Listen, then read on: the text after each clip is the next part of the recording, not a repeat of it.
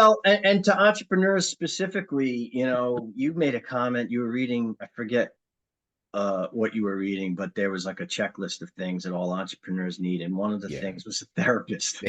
Yes. And Yeah. Yeah. and like I don't know if that's literal, if we should take that literal or not. First of all, I'm always an advocate for therapy. I've never personally been through therapy, but anyone I've ever spoken to has had mostly anyway, a lot of success with therapy. But Right. I think the idea is kind of like what you and I do together. This is why we started the podcast. Like, Right. you need an outlet, Yes. right? You need someone to talk to bounce ideas on. Hey, I'm stressed.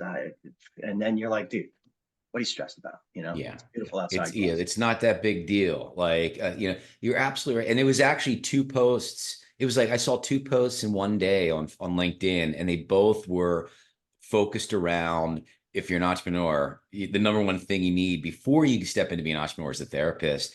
And it's true because entrepreneurs, the roller coaster ride is so high and low, minute to minute. It's not even like day to day.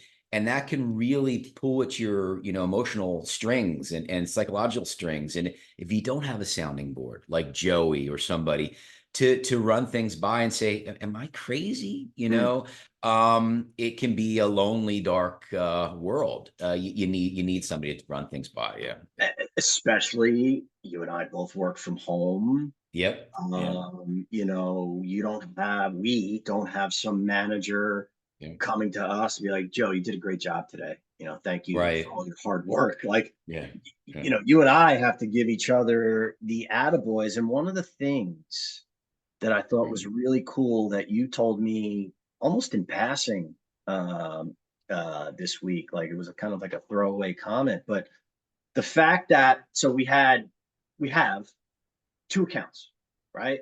One's an architecture firm, one's a construction firm, and our lead contact at the architectural firm got a job at the construction commercial construction firm, Right. Yeah. and they were in like a board meeting or whatever.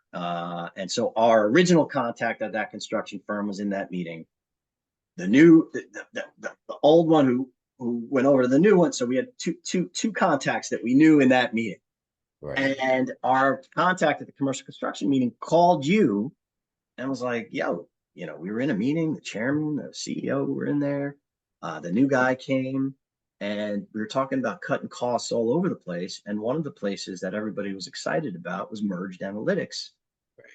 But these are conversations that we're not, it, because you have a good relationship with that guy. That guy called. He was like, "Hey, I just want you to know, everyone was loving the new, site alerts that go out." And you have another guy from another company said, "Yeah, we used to use Merge Analytics at that other company."